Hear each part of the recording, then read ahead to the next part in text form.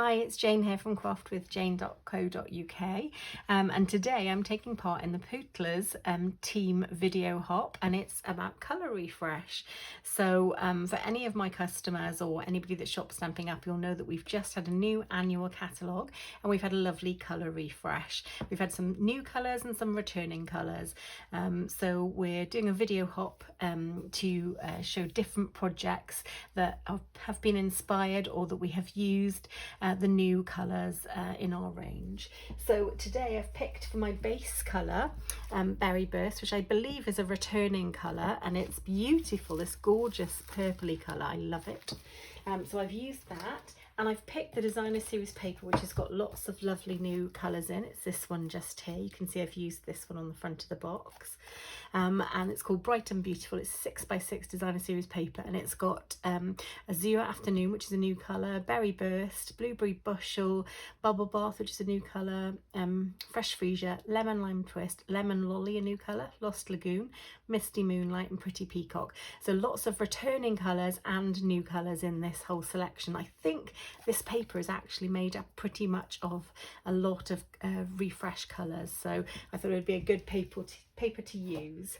And my project today is called my tuck fold lid gift box. It is actually reinforced, so it's a really strong box, and it measures 6 inches by 3 inches, and it's 2.5 depth as well. So I'll show you. This is the tuck fold, so I'll just bring it up like that, and this is a beautiful inside of the box, and it's all lovely and reinforced, so it's really sturdy. And to close it, you simply tuck the piece in just like that, and it just holds itself all beautifully. So the lid piece is this one here. It measures 7.5 by 6, and on the long side I'm going to score it at 2 inches, and then I'm going to score it at 5,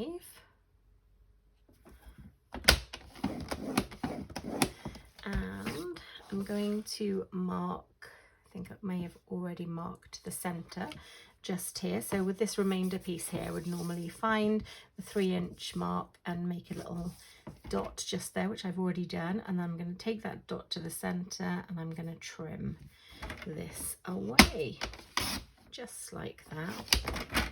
Take that one off, and then I'll do exactly the same on this side.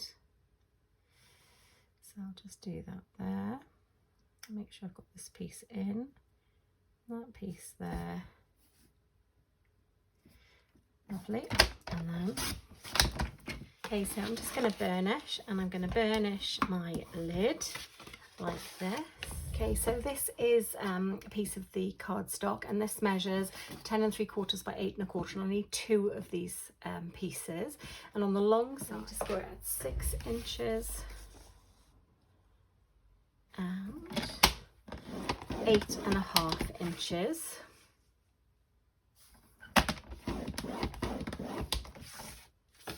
And then with the 2 pieces at the 2 lines at the top, I need to score it at 1/2 inch.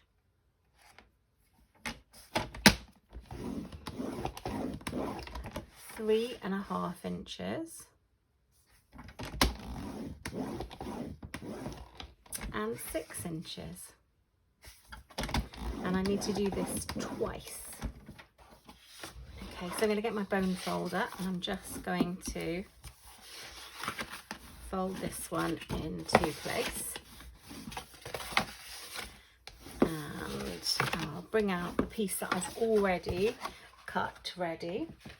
So it's just like this. I need to start off by mimicking the cut that I've already done. So I'm going to trim this off just here, like so, and again this side like here. Sort of gives me an idea of where I'm cutting. You can do this on your trimmer if you prefer, if you're anxious about doing straight cuts, but you know, this is a homemade project, so it's okay if you have a little bit of a wobbly line. Nobody's going to be judging you. Okay, so that's just there. I need to now cut up this one here right the way to that second line. So there you go. right the way to that second line. Then I'm going to cut in here. Okay, so now I'm going to need to manufacture a second tab. So I'm going to do this just like this. So I'm going to cut in, and then I'm going to cut across as straight as I can. It's going to be hidden, so it doesn't matter. And then I'll trim like this. There we go. And I'm going to take all of that away, and you will see I have two similar pieces. As I've done on this piece here, I'm just going to pop some of my tear and tape just down like this. It just makes my life a little bit easier. And then I will build my box. So this is going to be like this, and that's going to be the reinforced. So that one will look like that, and then this one will look like that. And now I'm going to try to glue them one on top of the other, just like this, so that it can make this lovely base for the box. So I'm going to get out some of my liquid glue, and I'm going to pop it on here.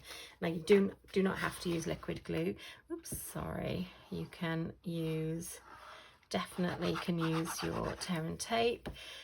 You can definitely, I'm going to put some of this glue in because I've just done some big blodgy bits. And I've got a scrap piece, I'm just going to wipe a bit of that glue off on.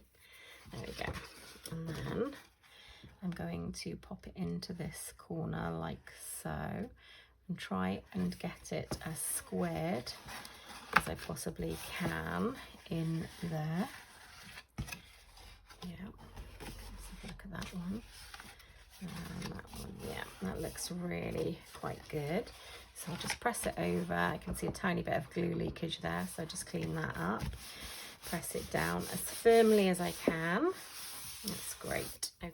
Then I've cut out my DSP layers, and I've picked this cute fun bubble pattern, and I've got 3 that are 2 3/4 by 5 7/8, and I've marked the center point on the long side of one of them, and I'm going to do exactly the same. So I'm going to take that center point there, and I'm just going to bring this down, and I'm going to cut away, and I'm going to do exactly the same with this one just here.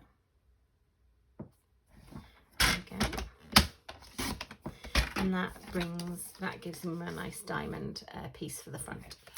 So now I'm going to choose where the front of my box is. So I know that my glued bit is just here, so I feel like that'll be a nice straight edge there. So I'm going to choose this to be the front of my box, and I'm going to put one of my first layers onto this, which will be just here like that. So again, I'll glue some bits on here.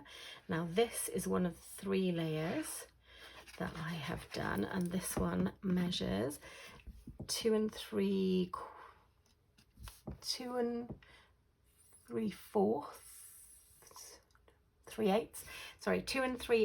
by 5 7/8.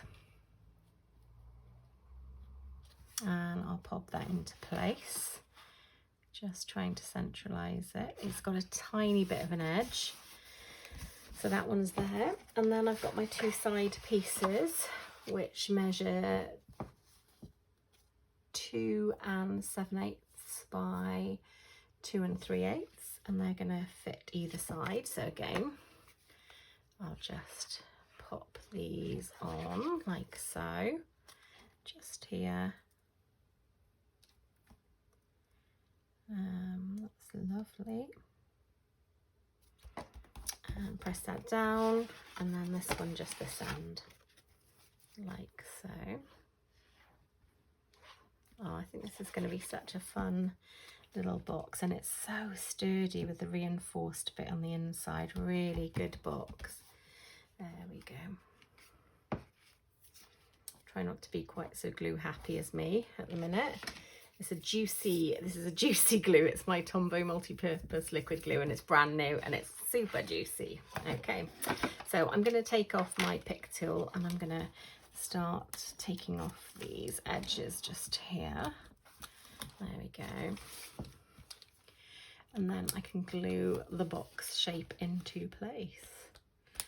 That's perfect. Okay, so I'm going to bring this one up like so. I'm going to pop it like that, press it down, and then I'll do the same on this side and press it down, and press it on the inside as well. There we go. Lovely. And then I'll just do this one here, press it down, super, and then finally the last one just here, and press it down. Okay, so I'm going to take my bone folder back in and just make sure all of those edges feel nice and secure. And then I'm going to tip these edges out and I'm going to start gluing. So I think I'll do the inside ones first. So you can definitely use your tear and tape for this. You do not need to use liquid glue, but I do like to. So I'm going to press it down and then I'll use my bone folder to just make lovely sharp edges. That's perfect. And then I'll do the same on this one. There we go. And then press it inside. Press it down, and then just lovely firm edges with my bone folder, just like that. And then we'll do the same here with the back. So a nice bit of gluing around the edge and a little bit in the middle, and gently fold it in, like we've just done. Press it down firmly so it adheres. This is gorgeous. Such a nice crispness to it. And then our last piece,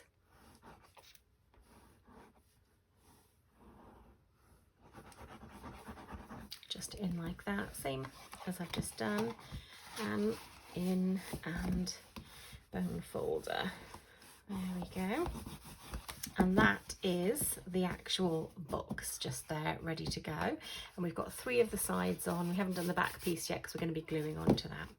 Okay, so now the lid. So you saw me cut and burnish the lid earlier.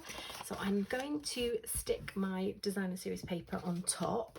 So this piece measures 2 7/8 by 5 7/8, and it's for the top. So this is the biggest piece, and it's the one that's just on its own, the one piece of designer series paper with the measurements that equate to what I've just told you.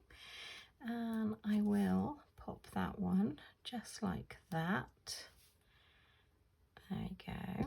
And I'm going to press that down like that. And then I have the piece at the front which you watched me trim, which just sits like that. So I'll pop a little bit on here. Okay, let's just make sure I haven't over glued that edge. There we go. That sort of seems like it fits quite nicely. I'm going to turn that over and just gently press, oops, down, and turn it back. Lovely. Not done any slippage, tiny bit of glue excess there, so I'm just going to get that off. There we go. Okay, so then I need to get the box out with the side that hasn't been stuck and just make sure that my lid looks like it fits, which it does. Lovely. And then I'm going to glue this back piece on, and then I'll put the DSP over the top that sort of hides it a little bit. So I'm going to pop this roughly where I think it should fit, and then I'll put my box lid on and just make sure that it looks like it's neat and tidy. Lovely. Okay, and then as I've done previously, I will make sure that that is adhered, and again check. Lovely, beautiful. Okay, and then I'm going to stick last bit of DSP on the back of here, which is the final of the 3 pieces which measure 2 3/8 by 5 7/8. And then we'll pop this in place just here. Just make sure that fits, press it down. Lovely. Okay, and I'll turn that over and just do one last little Lovely, look at that, great box. And it's quite heavy, so it really sort of pulls into place anyway. So that is the box made. And then I'm going to use the stylish shapes. I'm going to use this one just here, which is like the double-ended banner. And I'm going to use the beautiful balloons, which goes with the paper. I'm going to use that. I think it's time for a celebration. And one of the colours is Misty Moonlight, so I've used that colour just here. So I know that if I put this over, I'm going to need to put some Stampin' Dimensionals just at the bottom of these two, like that, to hold it into place so it can become the anchor for the tuck lid. And then I'm going to close it up. I'm going to centralise it as best I can. Oops, sorry. I'm going to sort of use the, there we go, press that down. So I'm using the lid as a sort of a bit of a guide there. So that is stuck into place, and it opens by doing that, and it closes by popping that back in there. How good is that? And it's like a really snug sort of box with a fit there that I really like. So for the front, I'm going to use some of these gorgeous gems, which are the new 2023-2025 in colour dots. And I really like the blue and the pink and the yellow, I love them all. But I think I might use the blue for this project. So I'm going to pop one up in this corner as a nice big, or shall I use the yellow actually? Hang on. See what the yellow looks like. Oh, I think I like the contrast with the yellow, so I'm going to pop that one there. I'm going to put this one down here somewhere, like there, and then the little one just here. There we go. I do like that. There you go. So that's the front part here. And then, as I've done on this box, I have actually made one of these cute little rosettes. I will put the instruction for the rosette in my blog post, so do follow the links below to my blog post, because these are really simple to make and I just think they look really fun and cute. What I would like to do is maybe use some sparkly ribbon. So I did use this lovely metallic woven ribbon, and the colour for this one is the Sweet Sorbet. I'm wondering if I should use the blue, because we have got some blue in this. So the blue is in Starry Sky. Let's have a little look. How's that going to contrast? Yeah, I think that looks quite fun. So basically I did maybe a couple of sweeps around, just like this, nice and simple. And then I tied a little knot and frayed the edges a little bit. And used my little pinwheel to rosette to sort of hide the knot. So I think I will try to do that again. Let's see. Oh no, more fingers and thumbs right now. There we go. If I hold that down and then try to do it, that might be better. There we go. That's fine, isn't it? And then let's see. Cut that one like that, cut that one like that. If we fray the edges a bit.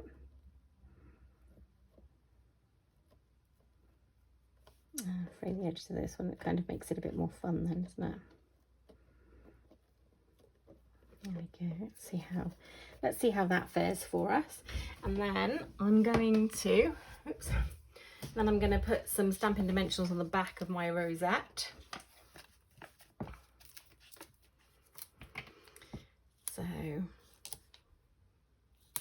we go, and then I'll try and place this so that it